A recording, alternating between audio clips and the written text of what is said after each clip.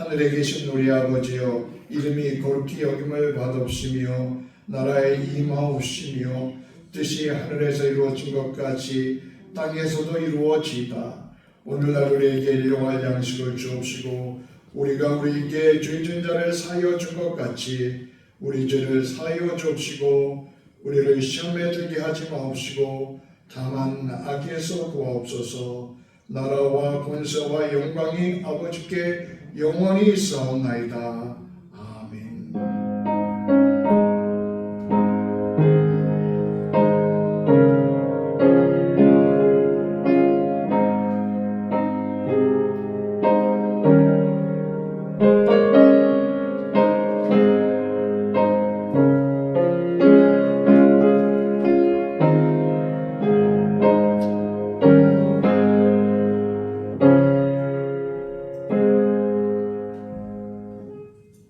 오늘 우리에게 주시는 하나님의 말씀은 신약성경 마태복음 21장 1절부터 11절까지의 말씀입니다.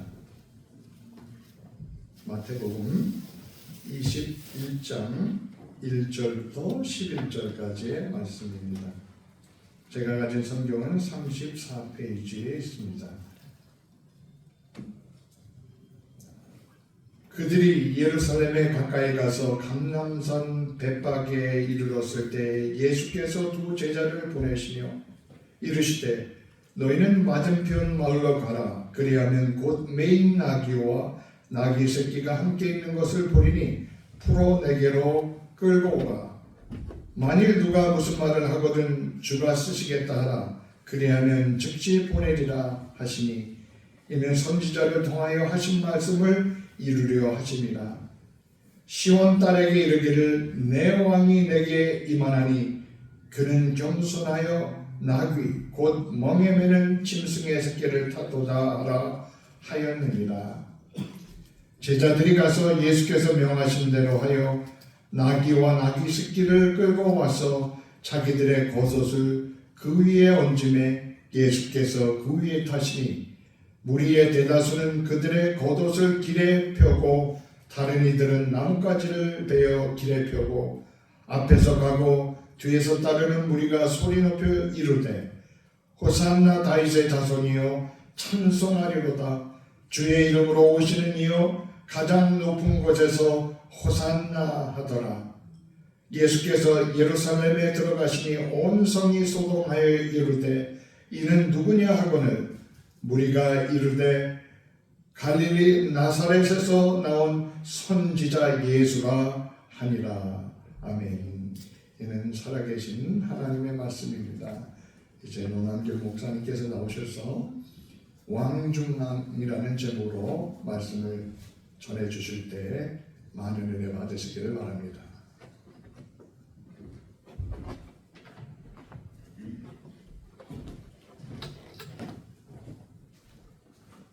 우리가 믿는 종교는 십자가의 종교라고 얘기합니다. 우리가 모두 알고 계시죠? 십자가는 놀라운 복음입니다. 이 세상에 있을 수 없습니다. 이 복음에 우리에게 이 십자가만이 가장 중요한 복음이고 그리고 귀한 메시지입니다. 여러분, 우리 주님은 우리들을 위해서 십자가에 무거운 그 십자가를 지셨음을 우리가 믿습니다. 믿습니까? 아멘. 그냥 딱 담으시는 입으로 신앙하고 또 뭐예요? 말씀으로 우리가 믿음이 성장했습니다. 우리가 흔히 불교와 기독교를 얘기할 때 이렇게 비교를 합니다. 어떤 사람이 물에 빠져서 이제 허우적 때문에 죽어갑니다. 이 사람은 수영도 할 줄 모르고 헤엄도 칠 줄 모릅니다. 그런데 그 사람이 물에 빠지는 그 광경을 이제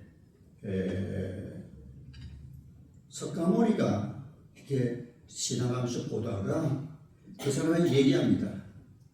네가 그것을 잘 빠져나오려면은 고행하고 수행하고 네 스스로 방법을 잘 터득해서 빠져나와라. 얼마나 힘이 드니. 그리고 지나가는 겁니다. 근데 우리 주님이 예수님이 지나가시다 보고는 그냥 뭐 다른 생각할 겨를이 없이 물속에 첨벙 뛰어들었습니다.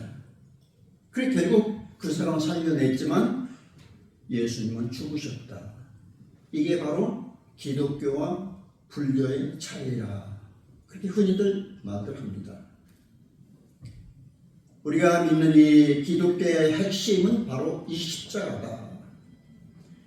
십자가 없는 기독교는 감히 상상할 수도 없고 생각할 수도 없는 것입니다. 우리가 이 십자가를 빼어놓고는 기독교를 말할 수가 없습니다. 오늘 종료주일, 오늘 지나면 고난주일이 고난주간이 시작이 됩니다. 예수님의 이 종료주일, 예수님이 죄를 사해 주시기 위해서 십자가를 지시기 위해서 예루살렘으로 들어가는 그런 장면들이 나오고 있지 않습니까? 주님이 예수의 입성이나 그 의미는 그분이 바로 죽으시러 간다라는 의미입니다. 곧 고난받으러 간다 그 말씀입니다. 마태복음 20장 18, 19절에서 주님이 이미 말씀하셨습니다.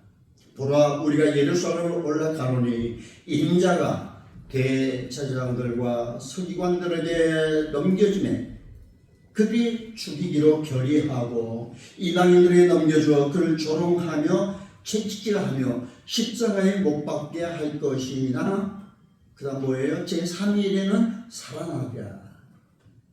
이방인들이 예수 십자가에 못 박고 조롱하고 채찍질하면서 심한 고통을 주고 결국에는 십자가에 매달아 죽여버렸는데 그 다음 어떻게 됐습니까? 결국 3일 만에 살아날 것이다. 우리 본문 1, 2절을 한번 보시기 바랍니다.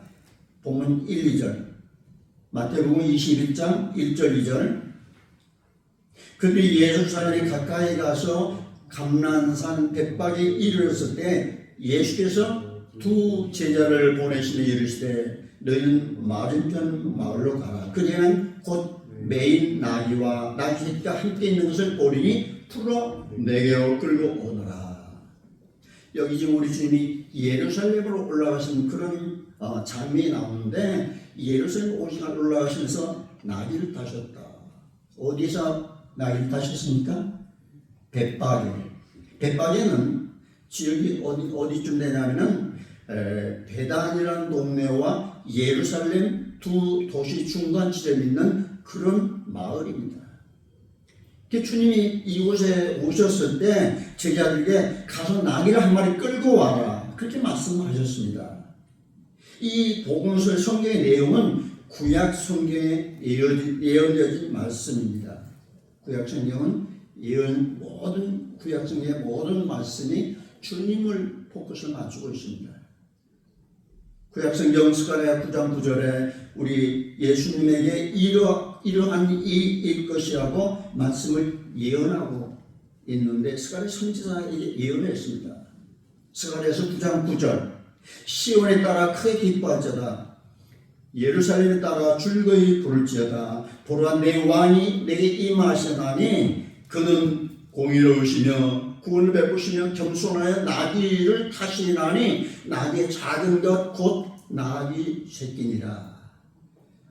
스가랴 선지자를 통해서 우리 주님이 십자가 질 것과 그 십자가 지고 가실 때 이런 일이 있을 것이다. 미리 예언을 했던 것입니다. 그 예언이 지금 현재 이루어지고 있는 것입니다. 여러분 우리 주님은 어떤 분이시죠? 메시아입니다. 메시아. 그분은 왕인데 왕이 아니라 왕 중에 왕. 그분 지금 십자가를 지려고 예루살렘으로 입성하시는데 나귀 새끼 한 마리, 그것도 아주 초라한 나귀 새끼를 타고 들어가셨다라는 것입니다. 오늘 이 종료주일에 예루살렘 입성하신 주님의 모습을 보면서 우리가 이 본문에서 몇 가지를 우리가 깊이 한번 생각하시면서 깨닫기 바랍니다. 첫 번째로 우리 주님은 어떤 분이십니까? 겸손의 왕이셨다. 그겁니다. 우리 주님은 첫째로 뭐라 하셨어요? 어떤 왕이다? 겸손의 왕이다. 우리 본문 4절 5절 보십시다. 성경을 다 보시기 바랍니다. 집에서도 물론 말씀을 읽지만 우리 말씀과 더불어 성경을 읽으면서 그 말씀이 의미하는 것을 우리가 캐치할 수 있도록 하십시다. 본문 4절 5절 같이 읽습니다. 이는 선지자를 통하여 하신 말씀을 이루려 하심이라. 이르시되 시온의 딸이 이르기를 내 왕이 내게 임하나니 그는 겸손하여 나귀 곧 멍에 매는 짐승의 새끼를 탔도다 하라 하였느니라. 왕으로서 우리 주님이 예루살렘으로 들어가시는데 뭘 타셨다? 뭘 타셨어요? 어린 나귀 새끼. 어린 나귀 새끼를 타고 들어가시는 것입니다. 우리가 이걸 우리의 삶 속에서 이렇게 한번 예를 들어서 설명해 볼까 합니다. 우리 주변에 있는 사람들 중에는 어떤 사람은 있으면서도 없는 것처럼 아주 겸손하게 살아가는 사람이 있습니다. 또 어떤 사람은 쥐뿔도 없는 사람이면서 있는 것처럼 폼 잡고 허세 부리면서 살아가는 사람들도 있더라 그겁니다. 이렇게 우리 인생에 살아가는 사람들이 이 인생의 사람 모습이 아주 극과 극의 삶의 모습들이 있습니다. 어떤 사람은 너무 돈이 없어서 너무 가난합니다. 재력이니 뭐니 아무도 없는데 불구하고 남들에게 뭔가 잘 보이려고 자기는 쥐뿔도 없어서 분수에 넘치는 그런 생활하는 그런 환경을 누리는 그런 사람을 가정에 있을 때 그 사람이 뭐라 합니까? 허세 부르는 사람이다. 헛붕 터는 사람이다. 그렇게 얘기할 수 있죠.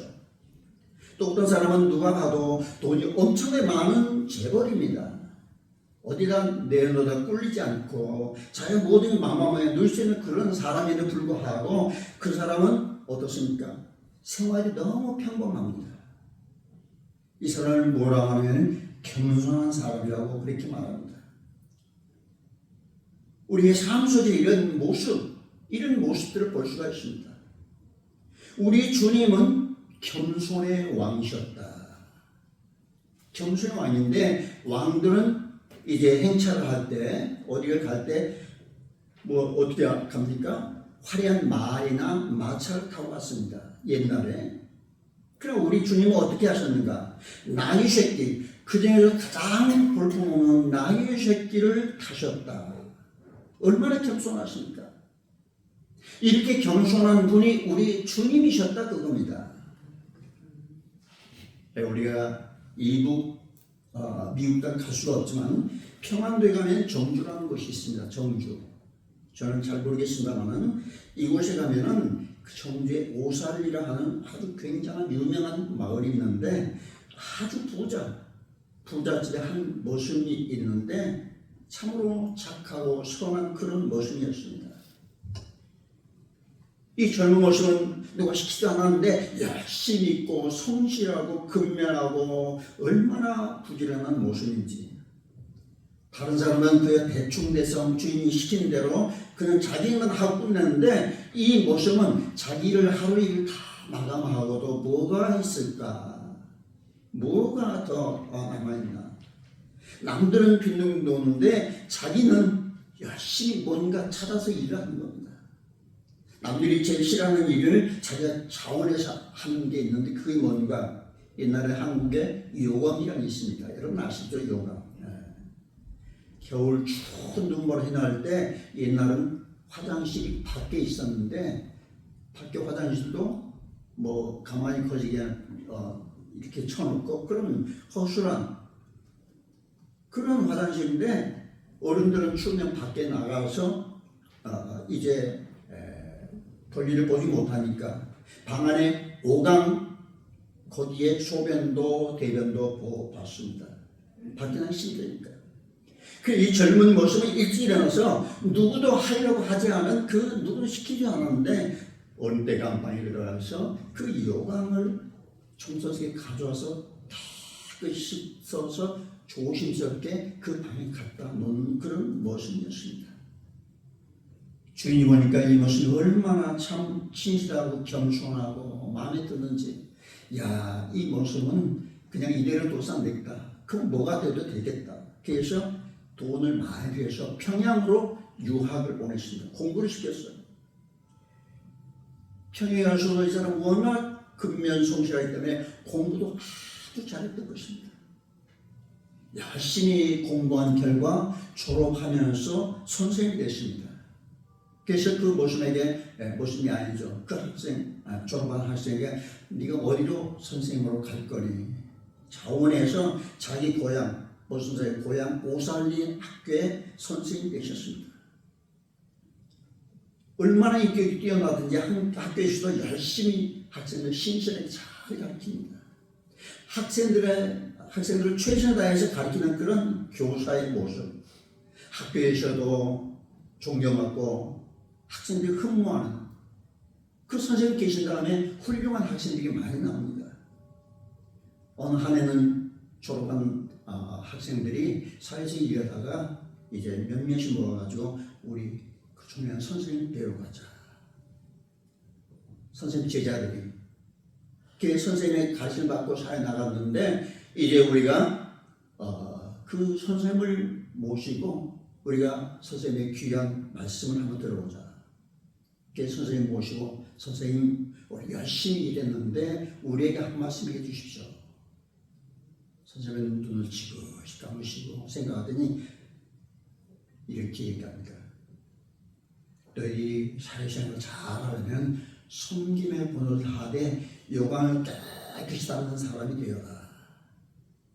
여러분, 요강 닦는 사람, 이것은 가장 인격적인 성숙, 겸속의 끝의 클라이막스입니다. 누구라도 축구하는 거 있으면 조금이라도 자기 자랑할 게 있다면 남을 지나치게 의식하면서 그걸 자랑하고 그것으로 자기를 치장하고 분장하고 교만에 극치를 떠는 오늘 현 세태 속에서 자기 스스로 자원해서 교강을 닦는 그러한 마음으로 살아가는 그런 사람들이 요즘에 얼마나 있겠는가. 참 부끄러운 얘기입니다만은 원래 한국교회 미국 목사님들도 그런 걸 있지만 한국교회 목사님들 겸손한 면에서 아주 무너지고 있습니다. 여러분들이 기도를 많이 해주셔야 합니다. 우리 기독교 지도자를 겸손하고 진실해야겠는데 그러지 못합니다. 겸손하지 못하고 교만하다 보니까 참으로 아쉬움이 많습니다. 겸손하지 못하니까 성도들이 문제가 생기는 목사님 저에게 우리 가정에 이런 문제가 있습니다. 터놓지를 못합니다.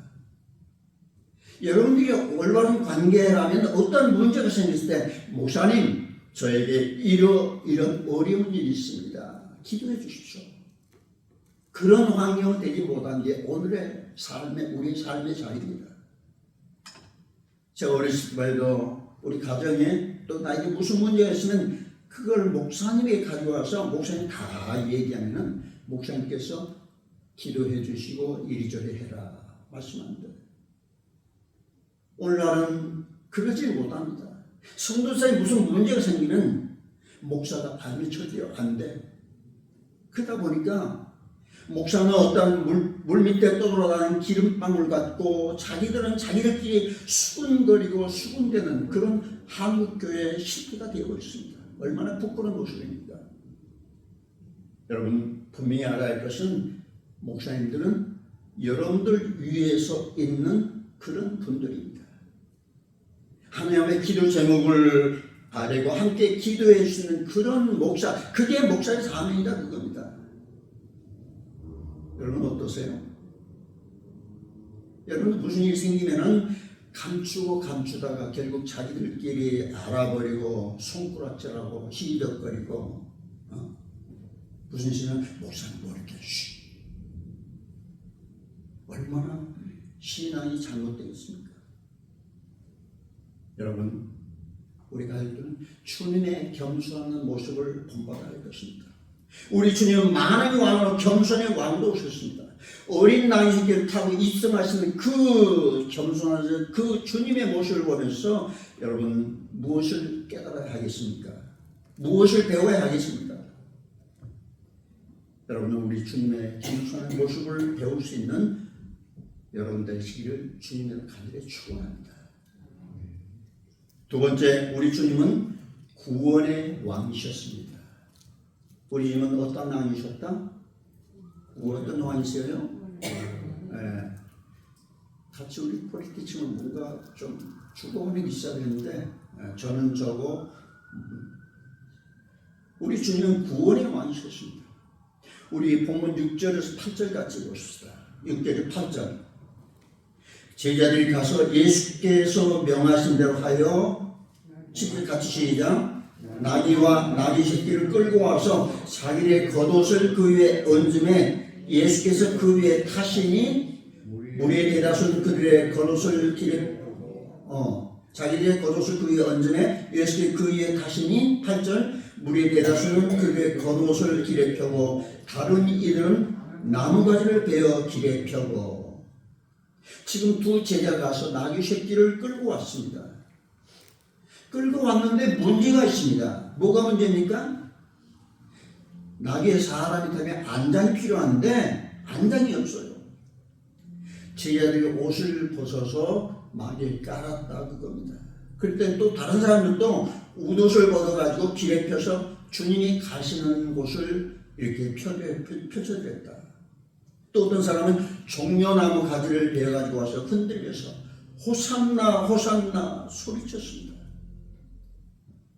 종려나무를 영어로 뭐랍니까? palm tree 하지 않습니까? 오늘 주일을 영어로 palm Sunday라고 그렇게 부릅니다.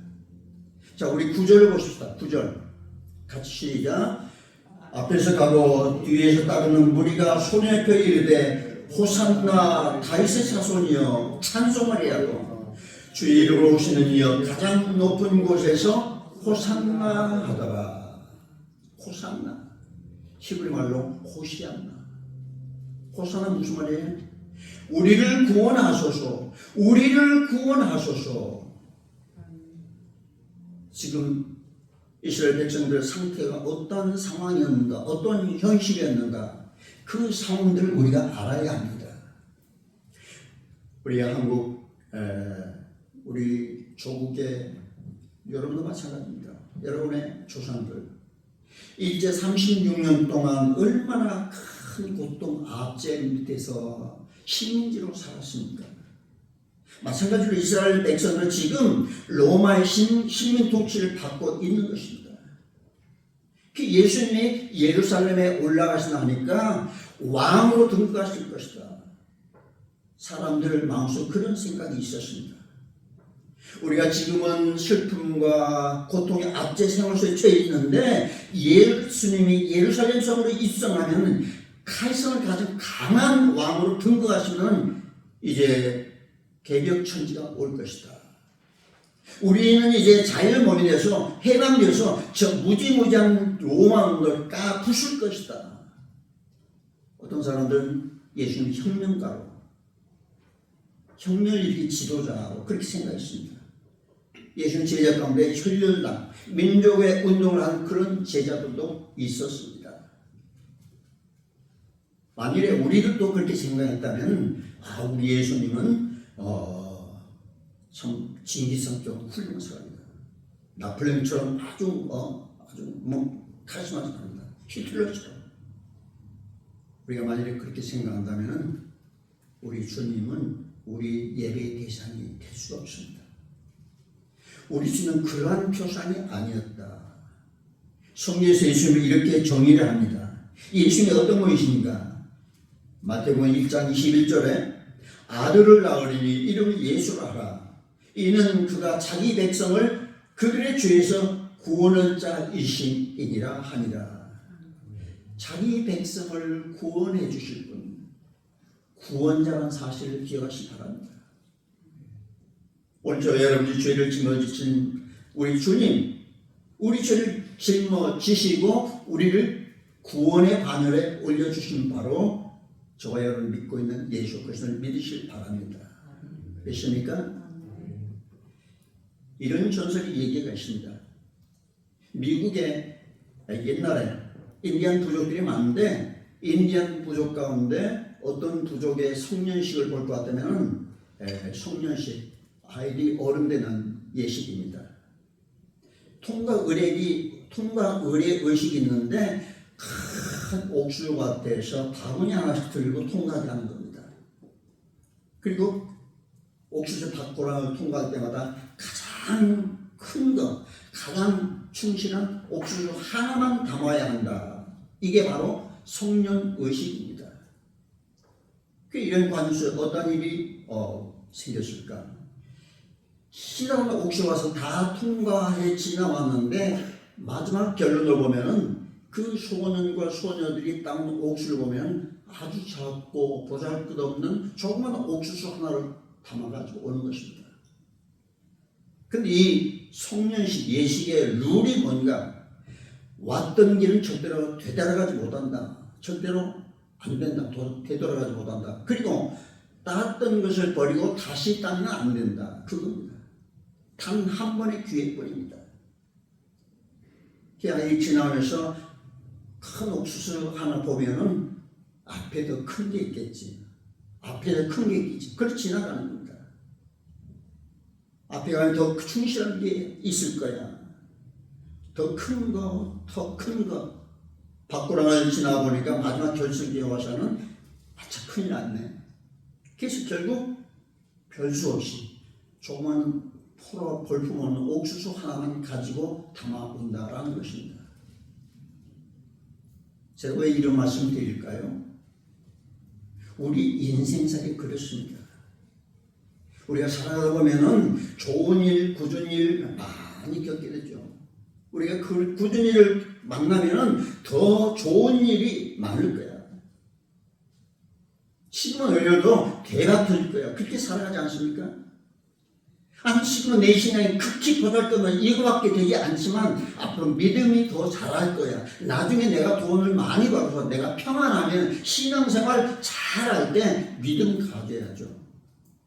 근데 여러분 장래를 누가 보장합니까?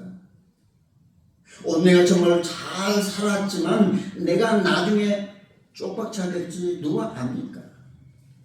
우리 계속 우리 예수님과 세상 것을 놓고 계속 비교합니다.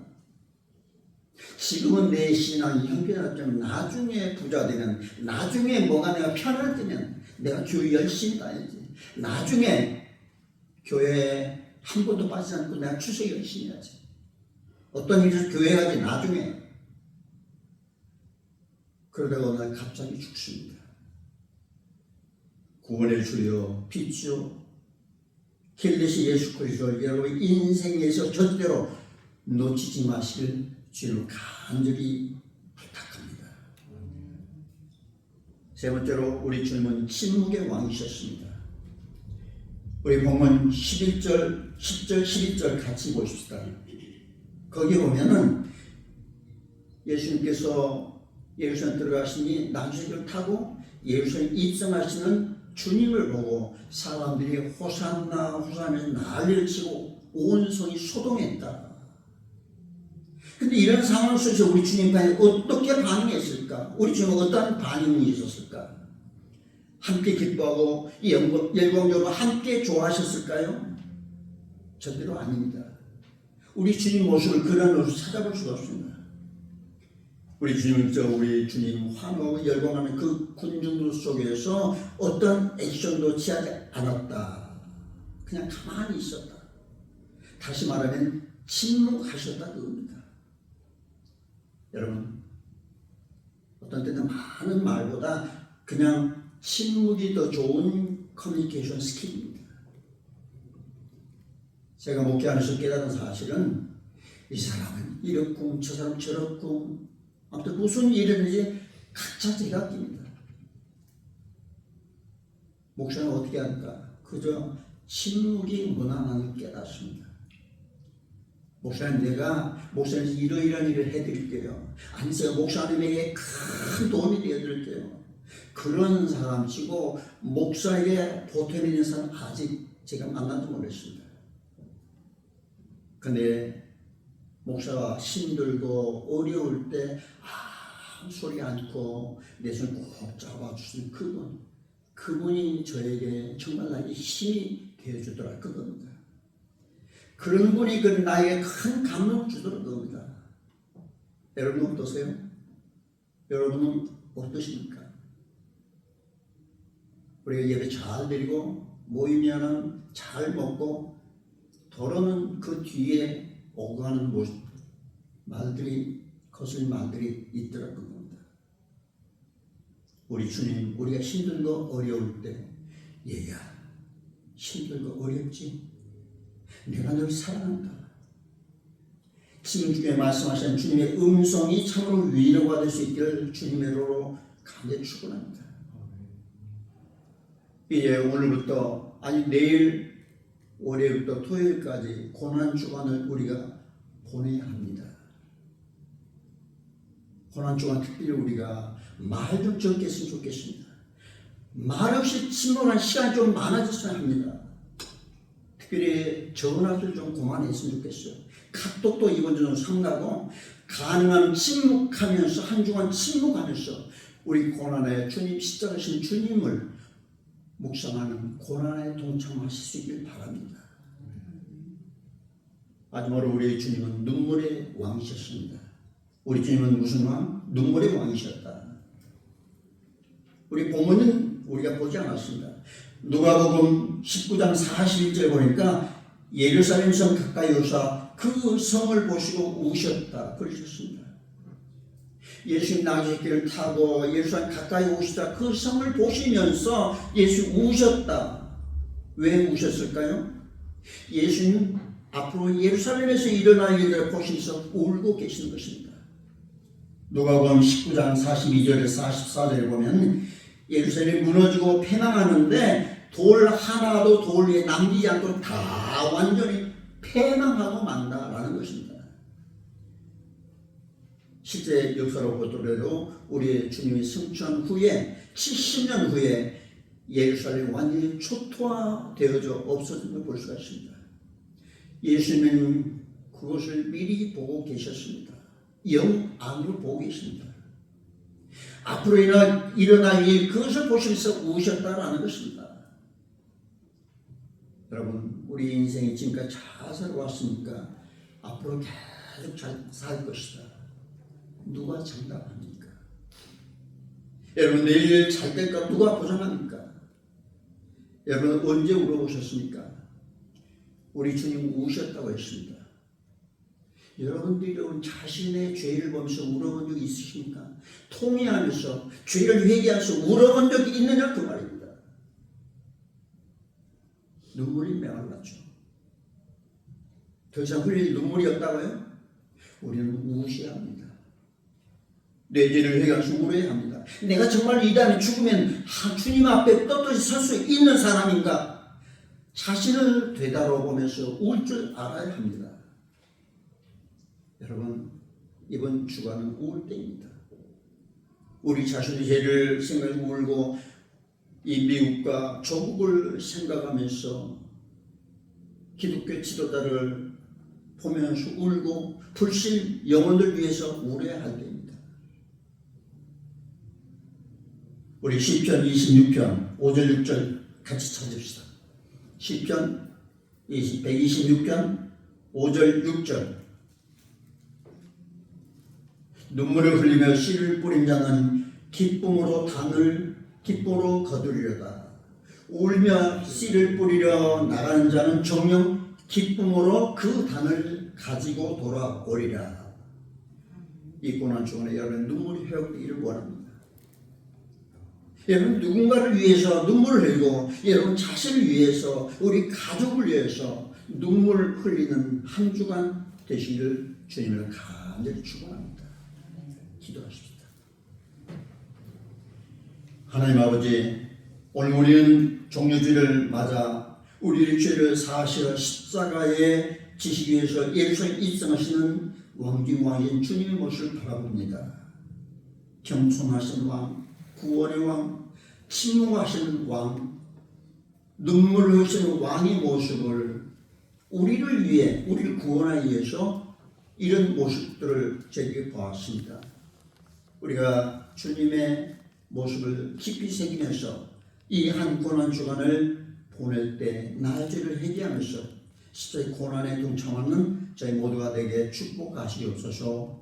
예수님 이름으로 감사하면서 간절히 기도드리옵나이다. 아멘.